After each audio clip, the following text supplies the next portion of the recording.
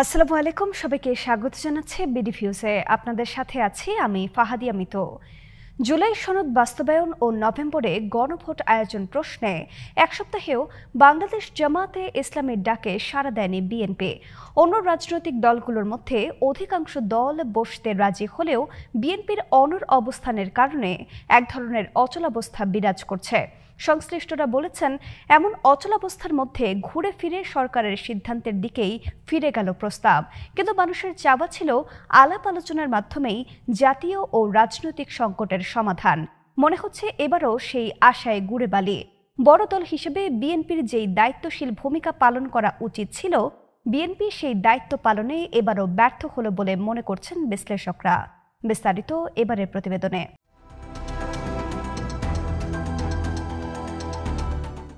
জুলাই সনদ নিয়ে রাজনৈতিক দলগুলোকে অভিন্ন সিদ্ধান্তে পৌঁছানোর জন্য অন্তর্বর্তী সরকার যে সময়সীমা দিয়েছিল তা শেষ হয়ে গেল সোমবার। এই সময়সীমার মধ্যে রাজনীতিবিদরা বসতেই পারলেন না এক টেবিলে, বলতে পারলেন না কথা, নিতে পারলেন না সিদ্ধান্ত, উল্টো বিভাজনের মাত্রাটা বাড়ালেন। রাজপথ উত্তপ্ত হলো, কিন্তু এই অচল অবস্থা নিরসনের কোনো লক্ষণ দেখা গেল না শেষ সময়েও। জামাতের পক্ষ থেকে দলটির একটি নির্বাহী পরিষদের বৈঠক করে এক সপ্তাহ আগেই দুজনকে দিয়ে একটি কমিটি করে দিয়েছিলেন। এদের একজন হলেন দলটির নায়েবে আমির ডাক্তার সৈয়দ আবদুল্লাহ মোহাম্মদ তাহের এবং অপরজন দলটির সহকারী সেক্রেটারি জেনারেল হামিদুর রহমান আজাদ।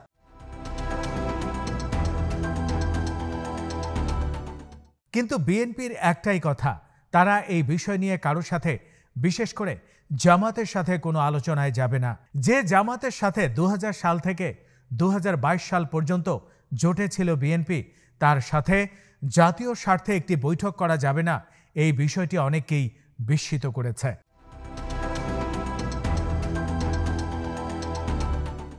বাংলাদেশ জাতীয়তাবাদী দল বিএনপির মহাসচিব মির্জা ফখরুল ইসলাম আলমগীর বলেছেন, একটা দল বলছে গণভোট হতে হবে নির্বাচনের আগে।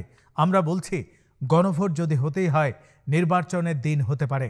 গণভোট সনদ এগুলো আমরা বুঝি না, জনগণ বোঝে না। কিছু উপরতলার লোক আমেরিকা ও অন্য জায়গা থেকে এসে এগুলো আমাদের ঘাড়ের উপর চাপিয়ে দিয়েছে। তবে আমরা বিএনপি থেকে বলেছি এগুলো আমরা মেনে নিয়েছি, পরিবর্তন আমরা চাই, তবে যে পরিবর্তনগুলোতে আমরা একমত নই সেগুলো নির্বাচিত সংসদে গিয়ে তর্ক বিতর্কের মধ্য দিয়ে সিদ্ধান্ত হবে।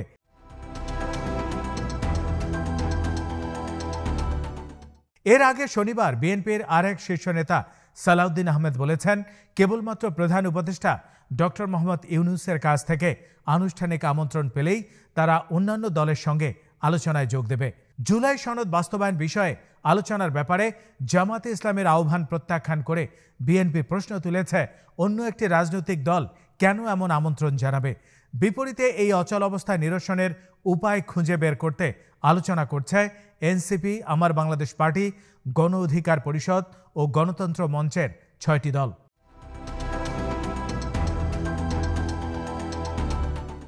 এদিকে 5 দাবিতে যুগপৎ আন্দোলনে থাকা জামাত সহ 8টি ইসলামী দল হুঁশিয়ারি দিয়ে বলেছে, তাদের দাবিগুলো পূরণ না হলে 11 নভেম্বর সমাবেশ করবে এবং সেখানে কঠোর কর্মসূচি ঘোষণা করবে। তাদের দাবির মধ্যে রয়েছে জুলাই সনদ বাস্তবায়ন আদেশ জারি করা এবং এই মাসের মধ্যেই গণভোটের আয়োজন করা। এর মধ্যে সোমবার 8টি দল মিলে রাজধানীর পল্টনে সমাবেশ করেছে। এর আগে প্রধান উপদেষ্টার কার্যালয়ে গিয়েও স্মারকলিপি প্রদান করেছিল তারা। উল্লেখ্য, গণভোটের সময় সনদ বাস্তবায়ন আদেশ ও নোট অফ ডিসেন্ট নিয়ে চলমান বিতর্কের মধ্যে সরকার গত 3রা নভেম্বর দলগুলোকে আহ্বান জানায় শিগগির একটি অভিন্ন সিদ্ধান্ত জানাতে এবং সম্ভব হলে সেটা যেন 7 দিনের মধ্যে হয়। পক্ষ ছিল, তা আপনারা যদি এরকম একটা ভূমিকা নেন তাহলে সরকার কি করবে? আমরা ঠিক আলোচিত সেই সংবাদ সম্মেলনে আইন উপদেষ্টা আসিফ নজরুল সাংবাদিকদের বলেছিলেন, আমরা কোনো আলটিমেটাম দেইনি, আহ্বান জানিয়েছি, আমরা অপেক্ষা করব, তারপর অবশ্যই সরকারের মতো কাজ করবে। সেই পরিপ্রেক্ষিতে আলোচনার জন্য গত বৃহস্পতিবার বিএনপি মহাসচিব মির্জা ফখরুল ইসলাম আলমগীরকে টেলিফোন করেন জামাতের নায়েবে আমির ডাক্তার সৈয়দ আবদুল্লাহ মোহাম্মদ তাহের। বিষয়টি নিয়ে ওই দিনই স্থায়ী কমিটির সভায় আলোচনা করে বিএনপি। বৈঠকের আলোচনায় বলা হয়, কেবল সরকার উদ্যোগ নিলে আলোচনায় বসবে বিএনপি। একই সঙ্গে এমন পরিস্থিতি তৈরির জন্য সরকারের সমালোচনা করেন দলটির নেতারা। পাশাপাশি আলোচনার জন্য জামাতের আহ্বানকে সঠিক পন্থা নয় বলেও মত দেয়া হয়।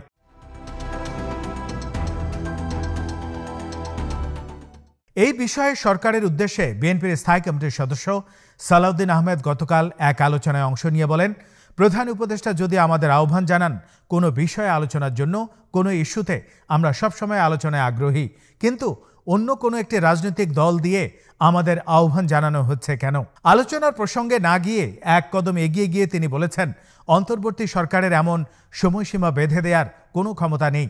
এই সরকার নির্বাচিত সরকার নয়। উল্লেখ করে তিনি বলেন, আপনাদের এরকম কোনো এখতিয়ার নেই। আমাদেরকে ডিকটেট করার যে 7 দিনের ভেতরে আপনারা সিদ্ধান্ত না দিলে আমরা সিদ্ধান্ত নেব, এত শক্তি প্রদর্শন আপনাদের বোধহয় মানায় না।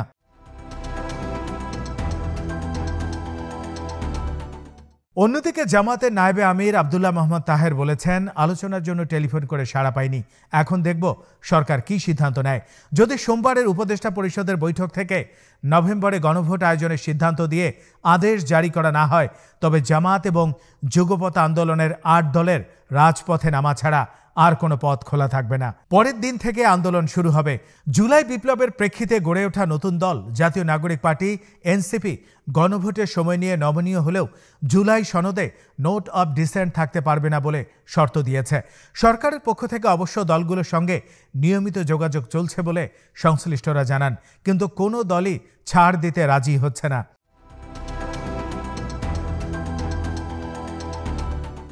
সর্বশেষ গত বৃহস্পতিবার রাজধানীর বেইলি রোডের ফরেন সার্ভিস একাডেমিতে আয়োজিত সংবাদ সম্মেলনে জুলাই সনদ বাস্তবায়নে রাজনৈতিক দলগুলোকে একসঙ্গে বসার কথা জানান প্রধান উপদেষ্টার প্রেস সচিব শফিকুল আলম। তিনি বলেন, জুলাই সনদ বাস্তবায়নে রাজনৈতিক দলগুলো সিদ্ধান্ত না নিলে অন্তর্বর্তী সরকার সিদ্ধান্ত নেবে। কি সিদ্ধান্ত নেওয়া হবে সে বিষয়ে প্রস্তুতিমূলক অনেক মিটিং হচ্ছে, তবে আমরা আশা করব পলিটিক্যাল পার্টিগুলো নিজেরাই আলাপ আলোচনা করে একটা সিদ্ধান্তে আসবে। শফিকুল আলম আরও বলেন, আইন উপদেষ্টার রাজনৈতিক দলগুলোকে 1 সপ্তাহের মধ্যে নিজেরা বসে সিদ্ধান্ত জানানোর কথা বলেছিলেন, আর তা না হলে সরকার সিদ্ধান্ত নেবে।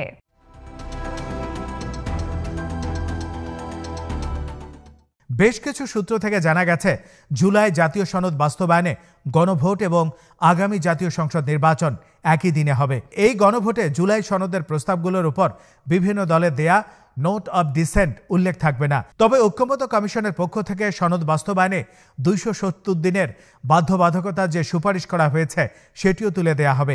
এছাড়া পিআর পদ্ধতিতে গঠিত হবে সংসদের উচ্চকক্ষ। অর্থাৎ জুলাই জাতীয় সনদ নিয়ে বিএনপি জামাত উভয় পক্ষের যে দাবি রয়েছে সেসব দাবি মানার ক্ষেত্রে সরকার ভারসাম্য রক্ষার চেষ্টা করছে। গত কয়েকদিনের আনুষ্ঠানিক অনানুষ্ঠানিক আলোচনার ভিত্তিতে সরকার এ ধরনের নীতিগত সিদ্ধান্ত নিয়েছে।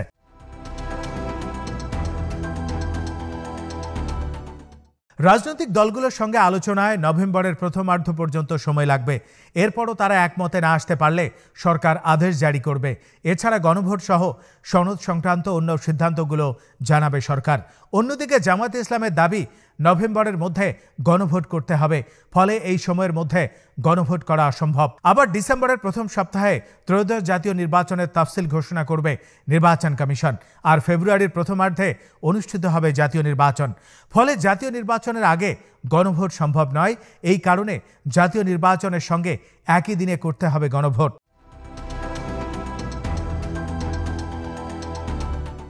এছাড়াও রাজনৈতিক দলগুলোর দাবিগুলোর মধ্যে ভারসাম্য রক্ষা করার চেষ্টা করা হয়েছে, কারণ বিএনপির অন্যতম দাবি ছিল জাতীয় নির্বাচনের দিনে গণভোট। আবার জামাত ইসলামের দাবি পিআর পদ্ধতিতে সংসদের উচ্চকক্ষ গঠন, এটিও মানা হচ্ছে। এছাড়া সনদ বাস্তবায়ন সুপারিশে কিছু বিষয়ের সঙ্গে অনেকেই দ্বিমত পোষণ করেছেন, যেমন নির্বাচিত সংসদ, সংবিধান সংস্কার পরিষদ 270 দিনের মধ্যে সংবিধান সংশোধন করে জুলাই আদেশের প্রস্তাবগুলো বাস্তবায়ন না করলে স্বয়ংক্রিয়ভাবে সংবিধানে তা প্রতিস্থাপিত হবে। সরকার এই বাধ্যবাধকতা রাখতে চাচ্ছে না, এটি বিএনপিরও দাবি।